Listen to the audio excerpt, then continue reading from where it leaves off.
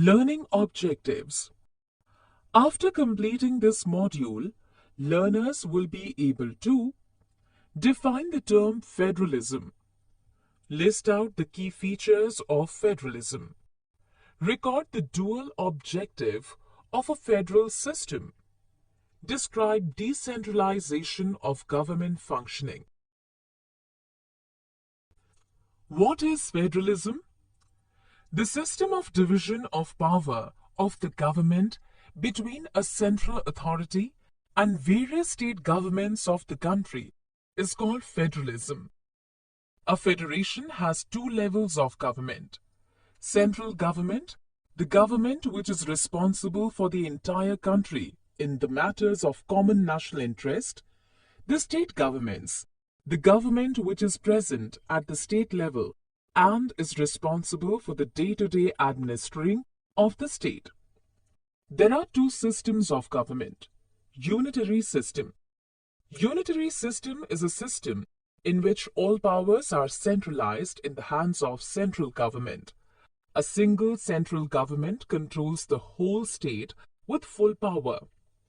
Federal system. In this system, the power and control is divided between central government and state government. Both are answerable to the people. Today, 25 of the world's 192 countries have federal political systems. Some of these include Australia, Brazil, China, India, the Russian Federation, and Belgium. Key features of federalism. There are two or more levels of government. India has 3 levels. Each level of government has its own jurisdiction in matters of legislation, taxation, and administration, even though they govern the same citizens. Powers and functions of each tier of government is specified and guaranteed by Constitution. The Supreme Court has been given power to settle disputes between federal governments. Fundamental provisions of Constitution cannot be altered by any one level of government. It applies to India also. Sources of revenue between different levels is specified by Constitution. There is mutual trust and agreement between the governments at different levels. The federal system has two aims: to protect and promote unity of the country, to adapt regional diversity. An ideal federal system has both aspects, mutual trust and an agreement to live together. There are two kinds of routes through which federations are formed. The first route, when independent states come together on their own to form a bigger unit to increase their security. This type of federation is called coming together federations. Here all the states are equally powerful and strong. For examples, Switzerland, Australia, and USA.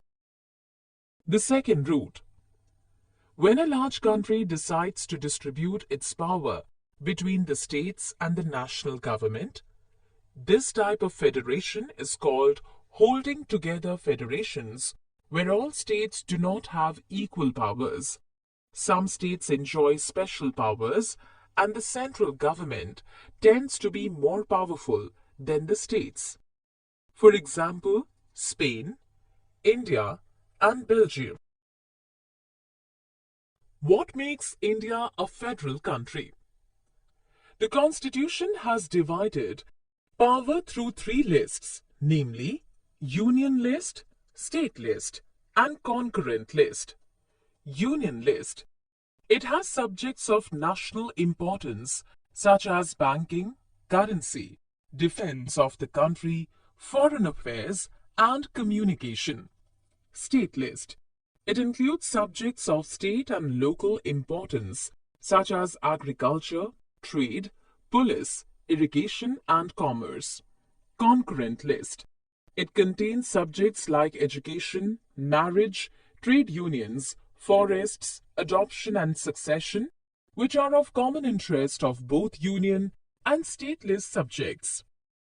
The subjects that are absent on all the three lists are called residuary powers. Only union government has the power to legislate such subjects. For example, computer software which came up after the constitution was made, whereas Jammu and Kashmir enjoy a special status having its own constitution. Areas which are too small to become an independent state, like capital city Delhi, Chandigarh, Pondicherry, are called union territories. The central government has special powers in running these areas than states. Such power sharing arrangement cannot be changed easily. To make changes, it has to be first passed by both houses of parliament with at least 2/3 of majority. Then, it has to be rectified by the legislature of at least half of the total state. In case of any conflict between divisions of powers, the judiciary plays a crucial role in supervising the implementation of constitutional provisions and procedures. How is federalism practiced in India? Let us look some of the major ways in which federalism has succeeded in India. Linguistic states. The formation of states on the basis of language was the first and a major test for federal practice in India. The frontiers of several old states of India were modified in order to create new states in order to make sure that people who spoke the same language lived in the same state. Some states were formed not on the basis of language, but to acknowledge differences based on geography or culture ethnicity. Example: Uttarakhand and Nagaland. Language policy. The status of national language is not given to one language by the Indian Constitution. Hindi is recognized as the official language as it is the mother tongue of only 40% of Indians. Besides Hindi, the Indian Constitution identifies 21 other languages as scheduled languages. The examination conducted for the central government positions allows the candidate to choose any of these languages as the medium of examination. States also have their own official languages, and the government works takes place in the official language of the concerned state. Center and state relations. Federalism has been strengthened in practice by reconstruction of center-state relation. The state governments do not exercise their rights as autonomous federal units when the same party rules both center and most of the states for a long time. Decentralization of government. Decentralization in India is defined as taking away of powers from central and state governments and giving it to local government. The main objective of decentralization. At local level, there are a large number of problems and issues. Local people have better knowledge of problems, better ideas on where to spend money and how to manage things more efficiently. Direct participation of people in decision-making helps to inculcate a habit of democratic participation. Local government is the best method to perform an important principle of democracy called local self-government. Power has been decentralized among three levels, namely state level, district level, village level. In 1992, a major step towards decentralization was taken by making an amendment in the Constitution to make the third level of democracy more powerful and effective. Constitutional Amendments 1992. According to the Constitution, it is mandatory to hold regular elections to local government bodies. There is reservation of seats in the elected bodies, for the scheduled tribes, scheduled castes, and other backward classes. At least one-third of all positions are reserved for women. State Election Commission, an independent institution, has been created in each state to manage, control, and supervise panchayat and municipal elections.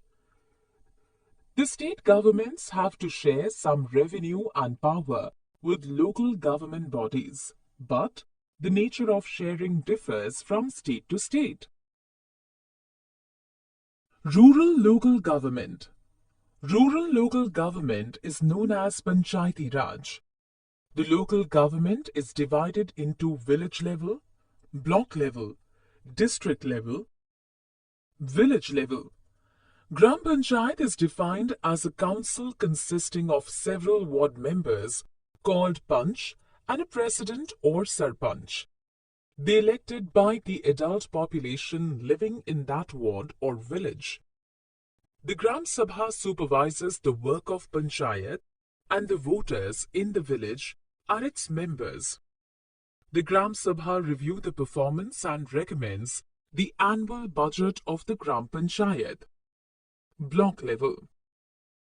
A Panchayat Samiti or block or mandal is a local government formed by grouping few Gram Panchayats together to perform functions for the villages of a tehsil or taluka. All the Panchayat members in that area elect the members of this representative body. District level.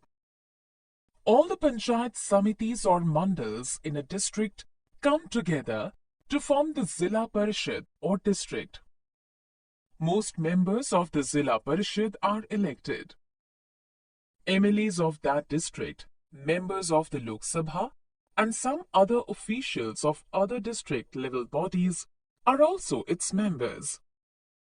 Chairperson of the Zilla Parishad is also the political head of the Zilla Parishad. The towns and cities have municipalities. Municipalities and municipal corporation are controlled by elected bodies comprising of people's representatives.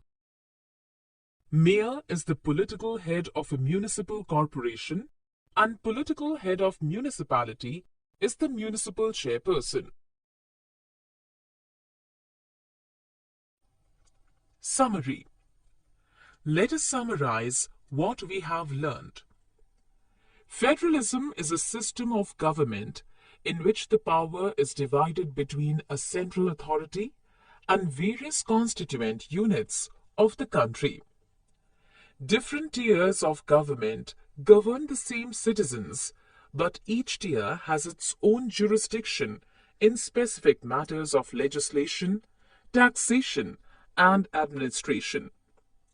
Sources of revenue for each level of government are clearly specified for ensuring smooth functioning and financial autonomy. The federal system safeguards and promotes the unity of the country and also accommodates regional diversity. India is a holding together type of federation in which powers are vested in the state governments that function under the overall supervision of the union government. New states were created on linguistic basis for recognizing the linguistic and cultural differences of various parts of the country.